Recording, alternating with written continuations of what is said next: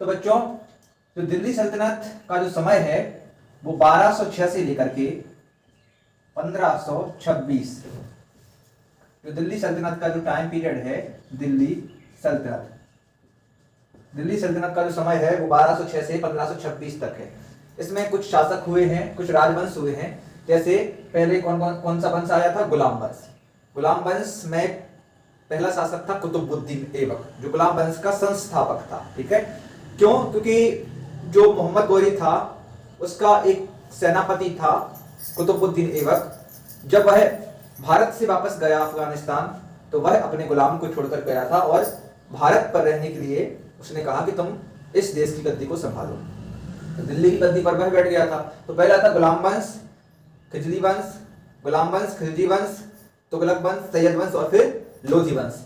1526 में इब्राहिम लोधी की मृत्यु होने के उपरांत फिर मुगल साम्राज्य प्रारंभ हो जाता है। तो अभी हम पढ़ रहे हैं दिल्ली सल्तनत के बारे में। तो पहला शासक होता है दिल्ली सल्तनत का, वो होता है कुतुबुद्दीन ऐबक।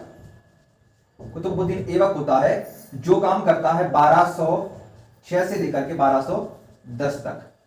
1206 से 1210 तक कुतुबुद्दीन ऐबक गद्दी पर बैठता है दिल्ली सल्तनत की। और इस समय वह क्या क्या काम करता है? तो पहले कुतुबुद्दीन ऐबक संस्थापक था गुलाम वंश का।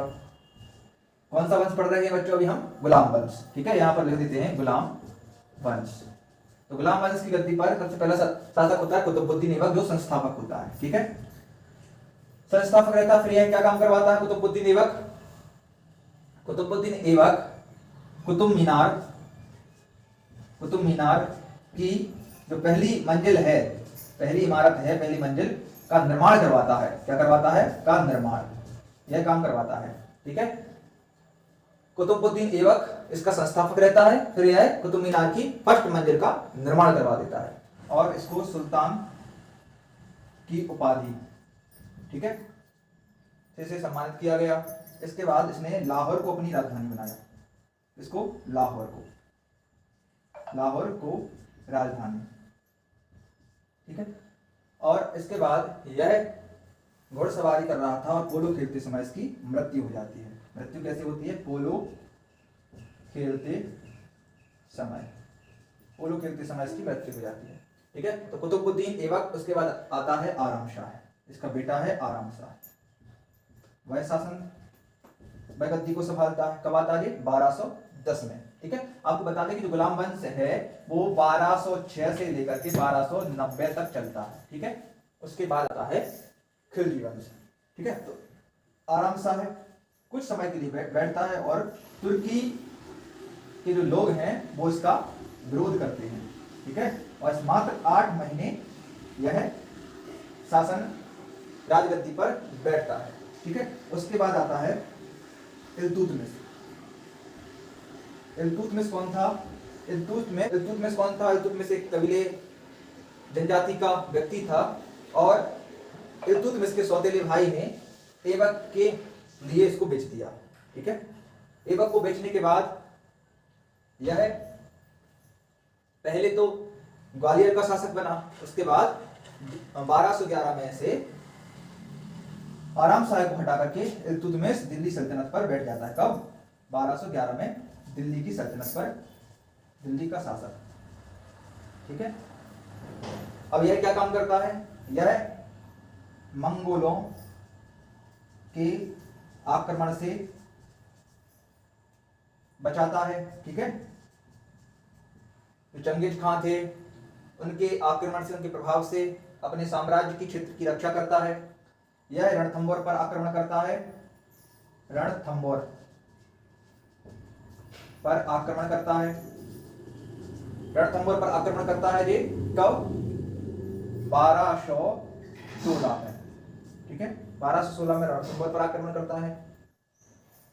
ग्वालियर आगे है, ग्वालियर को अपने साम्राज्य में मिला लेता है। ठीक है, इल्तुतमिश। और कुतुब मीनार है,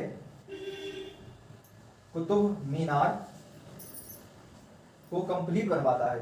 कुतुब मीनार की जो दूसरी तीसरी मंजिल है उसको, उसका काम यह पूरा करवाता है। ठीक है, आगे सुल्तान रजिया सुल्तान बनी। इल्तुतमिश ने अपनी बेटी को उत्तराधिकारी के रूप में रजिया को नियुक्त किया। यह पहली मुस्लिम शासक थी। इन्होंने पर्दा प्रथा का अंत कर दिया, क्योंकि जो मुसलमानों में जो महिलाएं होती थी वो बुर्का पहन करके अपने चेहरे को ढकती थी। इन्होंने चेहरे को खोल करके शासन किया। इसका लोगों ने विरोध किया। याकूब के साथ उनके घनिष्ठ संबंध हो गए। उल्लीनीय से इन्होंने शादी कर ली। शादी के बाद तुर्की सेनापतियों ने या सेनानियों ने इनका विरोध किया। तुर्की के लोगों ने इनका विरोध किया और इनको बंदी बना लिया और हरियाणा में जाकर के इनकी मृत्यु होती है। इसके बाद बलबन आते हैं, 1266 में यह गद्दी पर बैठते हैं। इनको उलूग खान की उपाधि से सम्मानित किया जाता है। मंगोलों से यह दिल्ली की रक्षा करता है। उसके बाद शमसुद्दीन कैमूर्स गुलाम वंश के अंतिम शासक होते हैं। बच्चों आपको बता दें, जो बलबन है वो इल्तुतमिश का गुलाम रहता है, ठीक है, और इल्तुतमिश कुतुबुद्दीन ऐबक का गुलाम रहता है, इसीलिए इसका नाम गुलाम वंश पड़ा।